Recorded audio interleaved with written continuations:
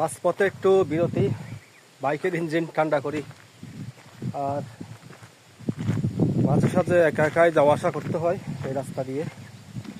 এখানে নিরিবিলি জায়গায় মাঝামাঝি অবস্থানে একটা টঙের দোকানের মতো চায়ের দোকান আছে। দিদি দোকানদারি করে এখানে। দিদির বাড়ি হচ্ছে, ওদের পাড়া হচ্ছে এইখানে কোথাও হবে, নিচে নিচে কোথাও হবে।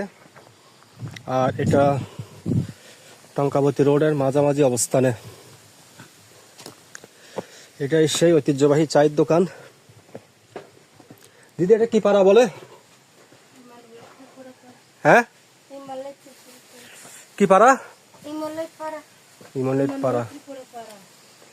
ইমংলে, ইমংলে, ইমলাই। ও আচ্ছা আচ্ছা।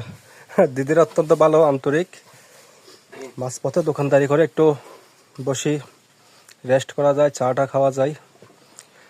মোটামুটি তেমন কিছু নেই দোকানে, যা আছে হালকা পাতলা নাস্তার মতো, এই আর কি।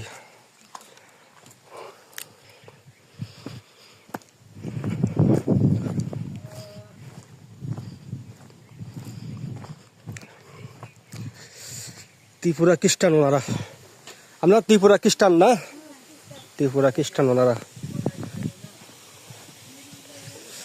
আর পাড়াটা একটু দেখানোর চেষ্টা করি, অনেক নিচে, টপ লেভেল থেকে নিচের দিকে পাড়া। আদিবাসীরা পাহাড়ের নিচু জায়গায় অবস্থান করে। কেন? হয়তোবা ঝর্ণা থাকে, ঝর্ণার পানি, নয়তোবা চড়ার পানি।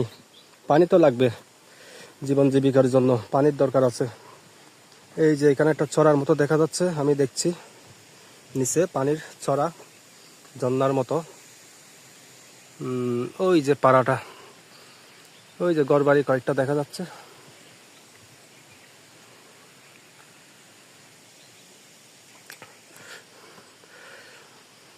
ওই যে দূরে ঘরবাড়ি দেখা যাচ্ছে। ওই যে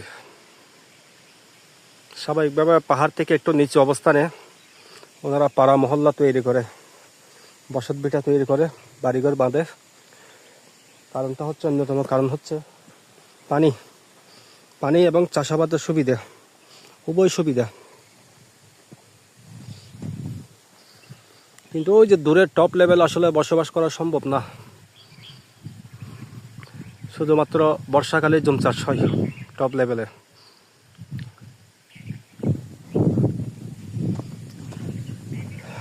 বেশি নিচে যাব না আপাতত।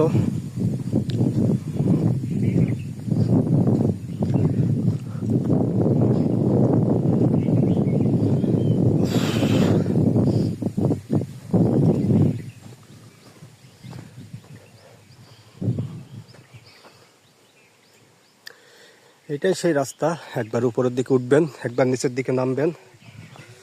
উপরে নিচে নামতে উঠতে আমার এবং বাইকের অবস্থা খারাপ হয়ে যায়।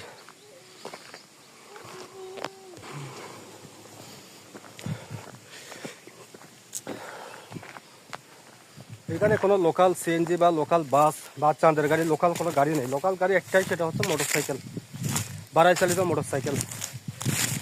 অনেক ব্যয়বহুল ভাড়া, ওটা নামাই 200 টাকা,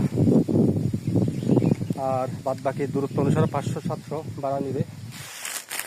একদম নির্জন, নিরিবিলি, দুর্গম।